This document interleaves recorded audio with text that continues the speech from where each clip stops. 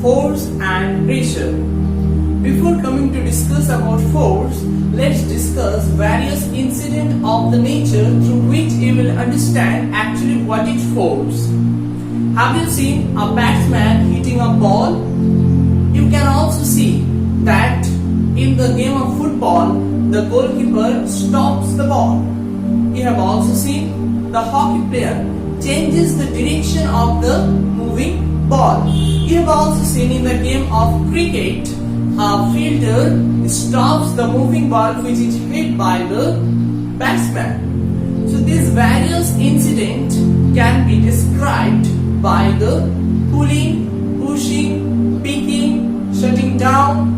Okay, so this incident happens in our nature, and to describe this incident either you have to push or you have to pull, right? So what is this? Pulling and pushing. Actually, what is this? This is nothing but the force. When you throw a ball, then you see that the ball automatically stops after a period of time. How it happens? Actually, something is pulling the ball. Actually, the ground that is very rough. This rough surface of the ground is resisting the motion of the ball. That is why after some time, the ball automatically stops. So, in all these cases, either you have to pull something or you have to push something. So this pulling or pushing something is called force. So in this way we get the definition of force. For your class, you know what is force? Force, definition we can write: pulling or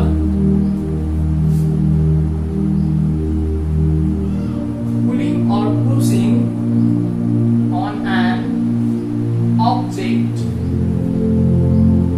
is called force. Okay, pulling or pushing on an object is called force. Okay, suppose there is a wooden block and you are trying to pull this wooden block in this direction. Then you are applying a force.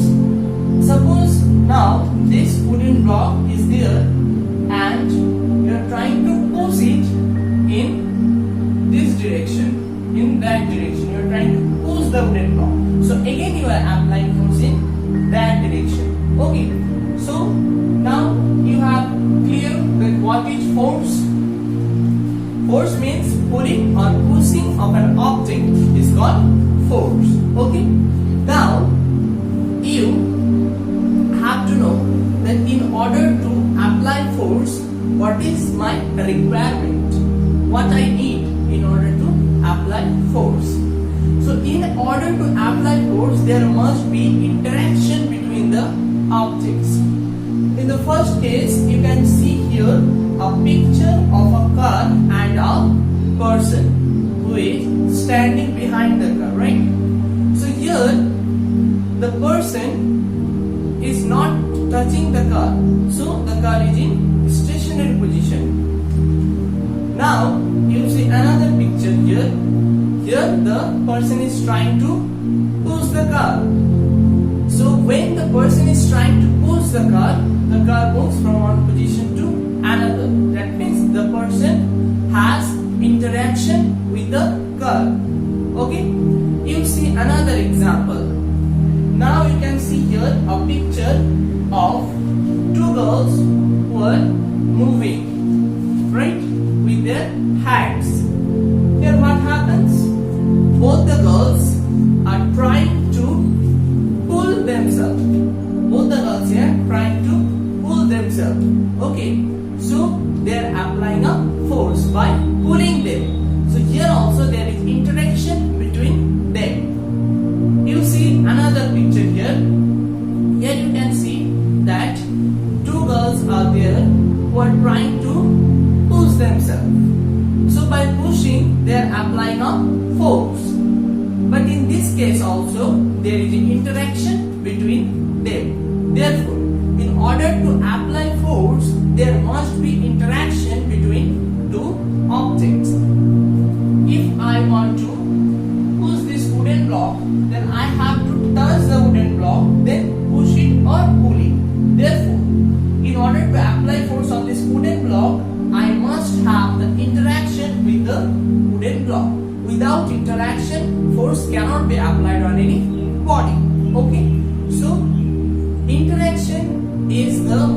important requirement to apply force on any body.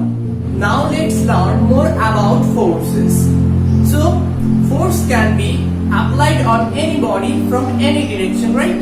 So suppose this is a wooden block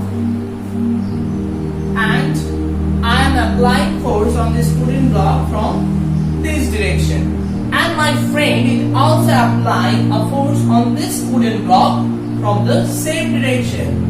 That means I and my friend, we both are applying force on this wooden block in that direction. Therefore, our net force will be the sum of the two forces. The force that I am applying and the force that my friend is applying will be added. Okay? That will be the net force. So when two or more forces are applied on any object from the same direction, okay, then the net force will be the addition of the forces. Okay? Now you take another example. Suppose this is a wooden block and I am applying force in that direction, and my friend is applying a force in this direction.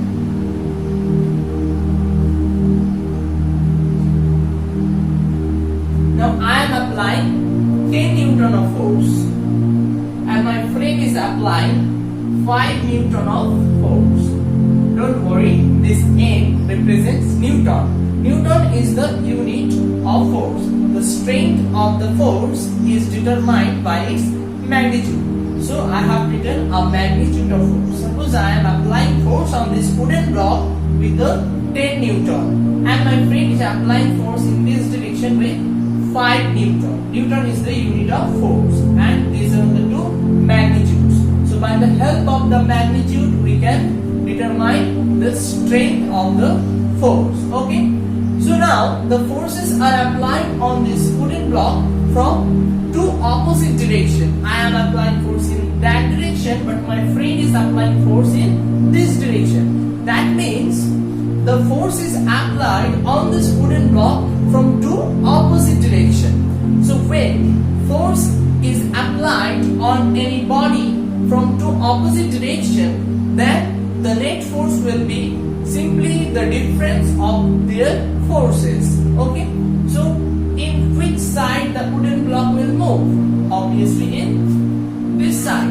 The wooden block will move in this side because the net force is 5 Newton here. 10 Newton is the force that is applied by me and the 5 Newton is the force that is applied by my friend. So what will be the net force? The net force will be the difference between them. So what is the difference here? 10 Newton minus 5 Newton. So the net force is 5 Newton. So the net force is 5 Newton. That means my force is greater than the force that is applied by my friend. So with the help of my force I can move the wooden block in that direction to a little extent. Okay.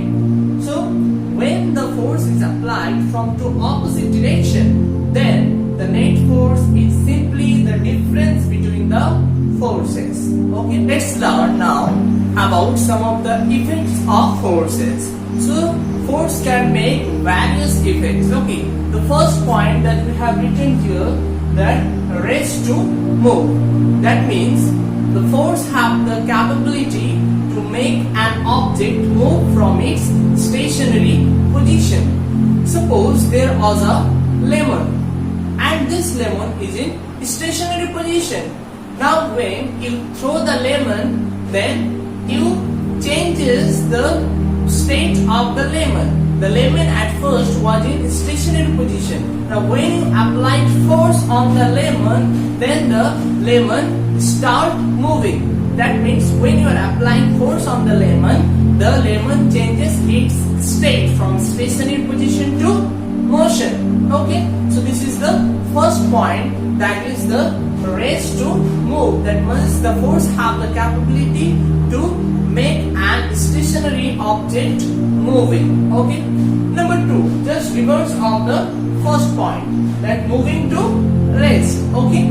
That means suppose something is moving. You take the example of that ball. Okay. When the ball is moving, which is hit by the batsman, and the fielder is trying to stop the ball. Okay. So what the fielder is doing? The fielder is actually stopping the ball. That means the ball was at first in motion, and the fielder, by applying force, it stops the motion of the ball. So by applying force, we saw that what can happen? A moving body can come to rest. Okay, so this was our second point, that moving to rest. Now, third point, change the speed of a moving body. Yes, force also have the capability to change the speed of the moving body. Suppose you are cycling. Okay, when you apply force with your leg on the pedal of your cycle, then the cycle starts moving fast. Right? Now you stop paddling your cycle, so the cycle starts moving slow.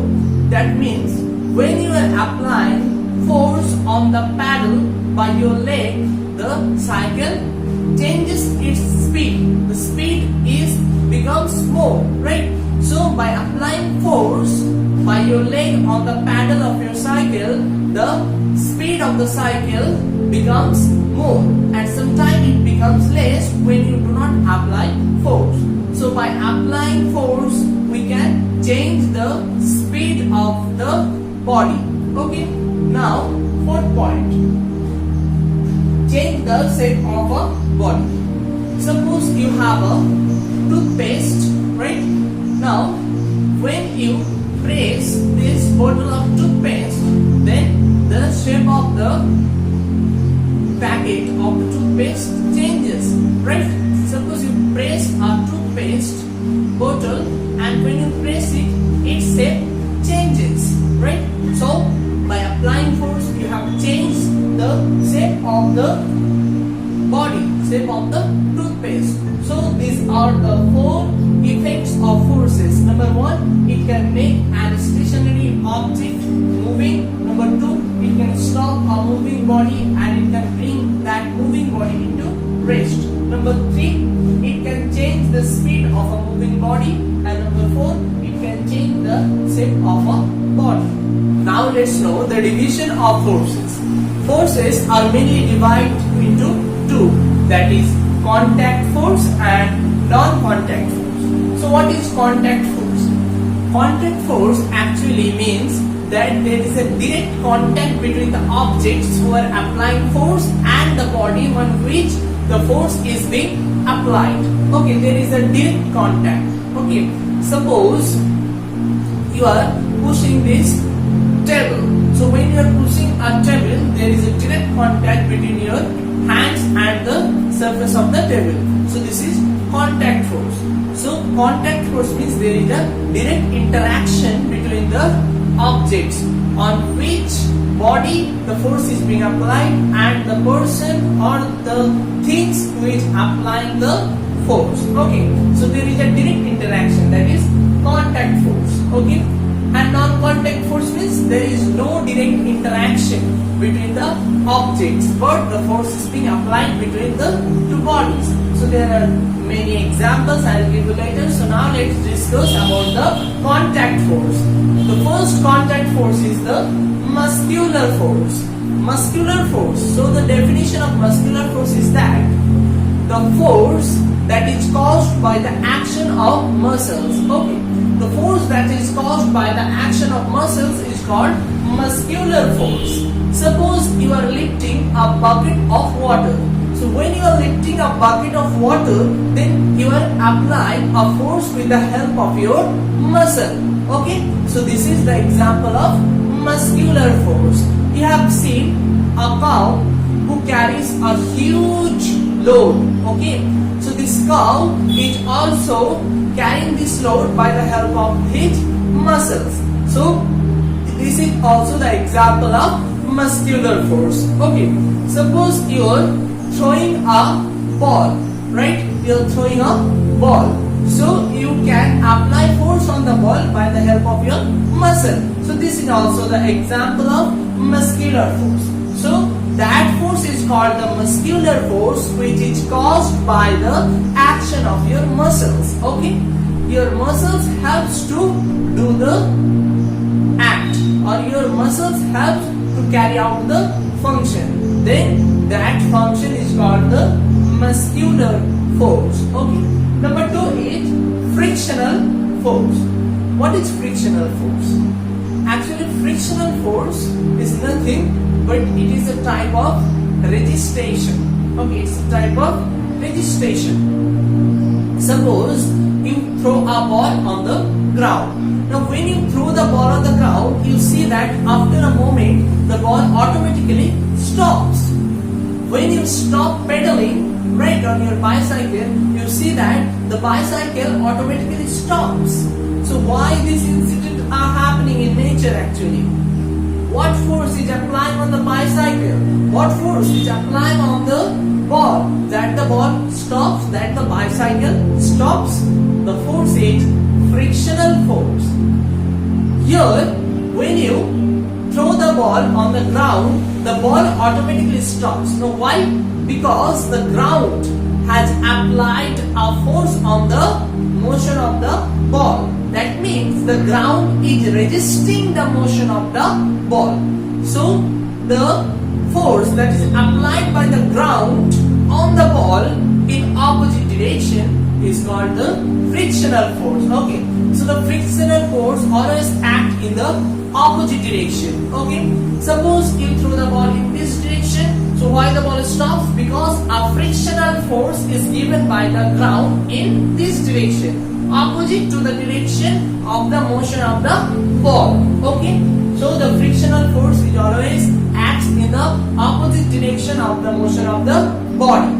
Okay, and this frictional force helps the ball to slow down. This frictional force helps the bicycle to slow down when you are not pedaling. So this is frictional force and the muscular force. These two are the contact force.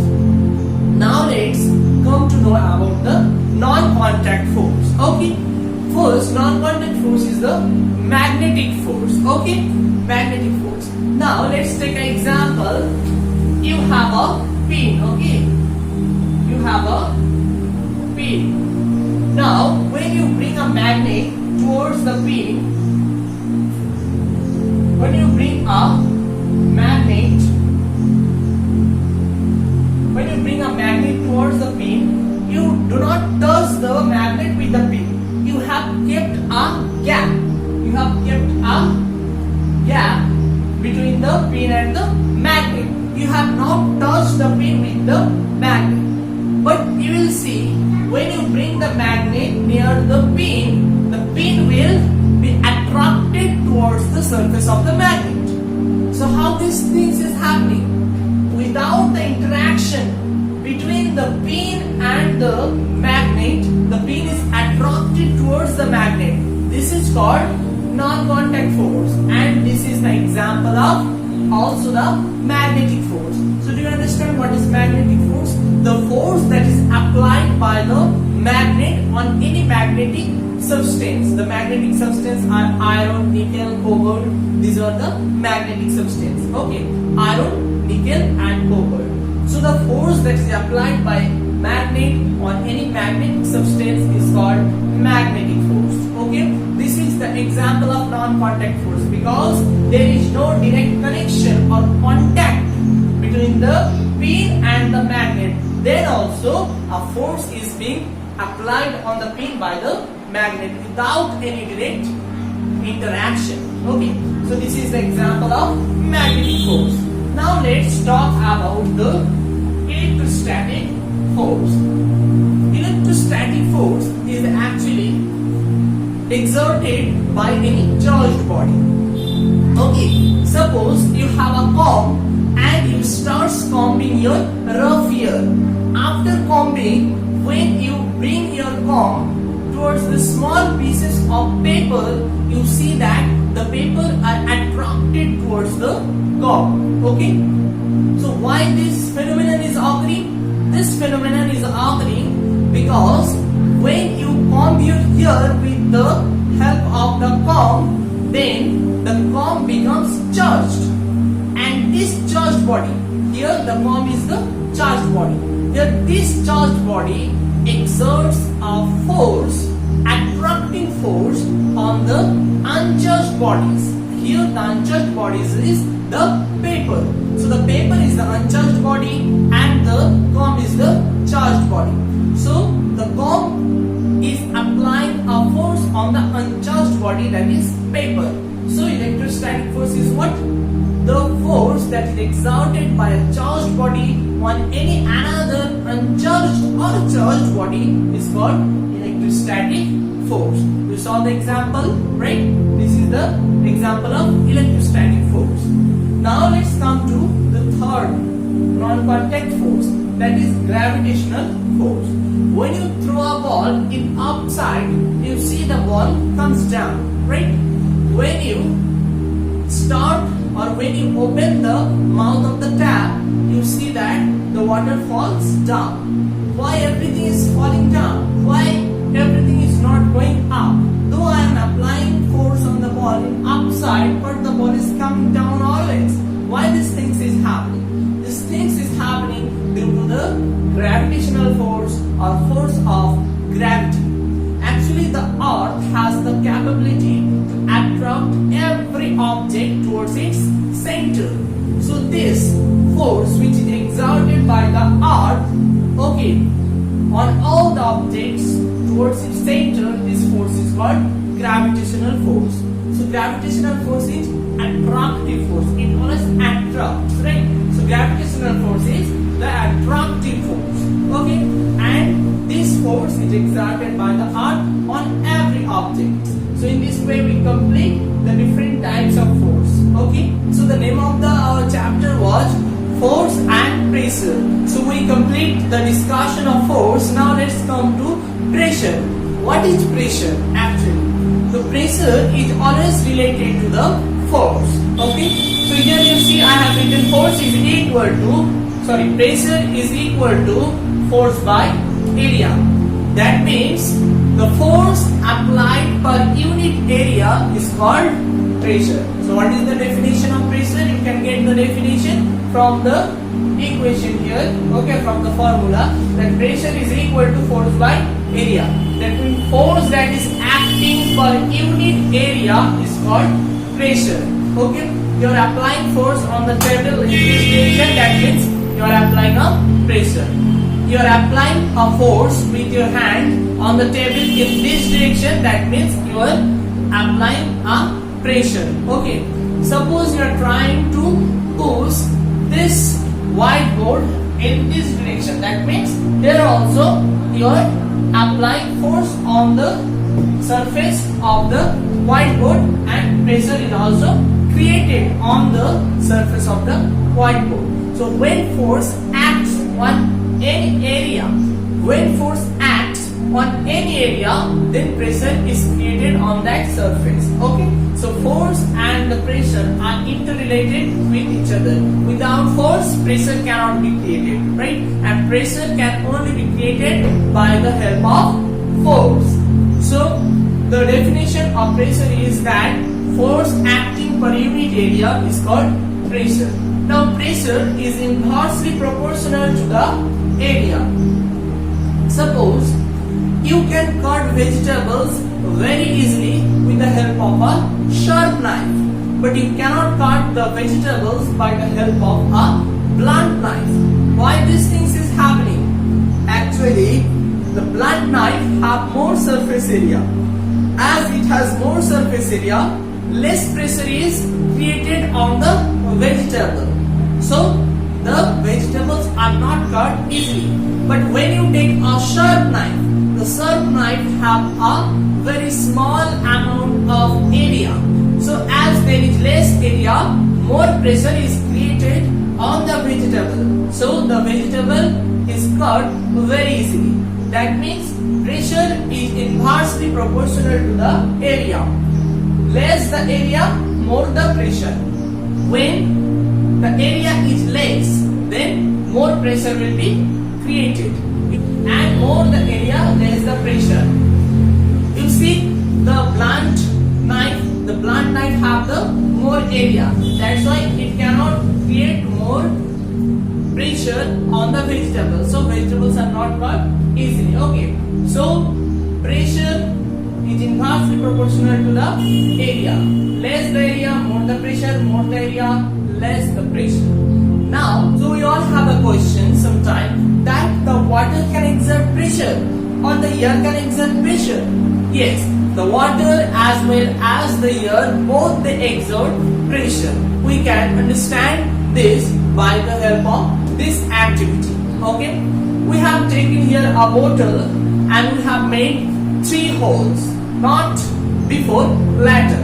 At first we have taken a bottle and we put some water into the bottle, and after that we made 3 holes, and we saw that water is coming out with a high speed. Why the water is coming with a high speed? Right? Here no gravitational force is acting because I have not made a hole in the down portion. I have made the hole in the side of the bottle. There also water is coming out with very high speed. So why the water is coming out with very high speed? Actually here the liquid is exerting a pressure on every side of the bottle. The liquid is exerting a pressure in this side. It also exerting a pressure in this side, on the back portion of the bottle. That means the liquid exert pressure on the walls of the container. So from this activity we came to know that liquid also exert pressure. Okay. So now let's come to know air. Yes, air also exert pressure. How we can say this? We can say this by this activity. You take a balloon, right? After taking the balloon, you start giving air into it. Then you saw that the balloon starts bulging out from all the sides. Why the balloon starts bulging out from all the sides? The balloon starts bulging out from all the sides because the air that you are putting into it exerting a pressure on all the sides. That is why the balloon is also bulging out from all the sides. Right? Now, if you take a pin, okay, if you take a pin and just make a hole on the surface of the balloon, suddenly you see that all the air will come out through this hole and the balloon will burst. So why these things is happening? Because the air that is present inside the balloon now exert pressure in this direction. If you make hole in any direction, you make the hole here, anywhere you make the hole, the air will come out through the hole and ultimately the balloon will burst. That means the air inside the balloon also exerting pressure on all the sides of the balloon. From these two activity, we came to know that liquid as well as air, both of them exert pressure on the walls or the sides of the container or the balloon on which it is kept. Now let's come to know that what is atmospheric pressure. Okay. So atmospheric pressure is nothing but it is the pressure which is exerted by the air. So the pressure that is exerted by the air is called atmospheric pressure. Let's take an example, then you will understand better what is atmospheric pressure. Okay, you have a rubber circle. What you have? You have a rubber circle. You press this rubber circle against the wall. This is the wall. So you press the rubber circle against the wall.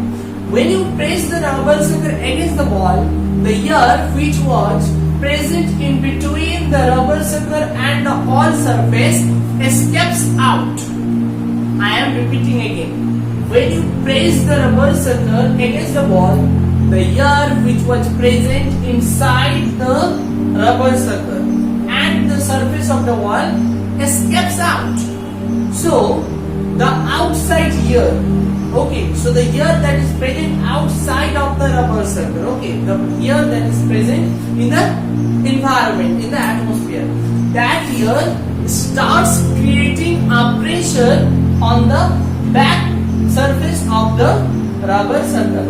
Okay, so see here, when the air inside the rubber circle escapes out, the air from the atmosphere starts exerting a pressure on the surface of the rubber circle. So this pressure which is exerted by the air on the surface of the rubber circle is called atmospheric pressure.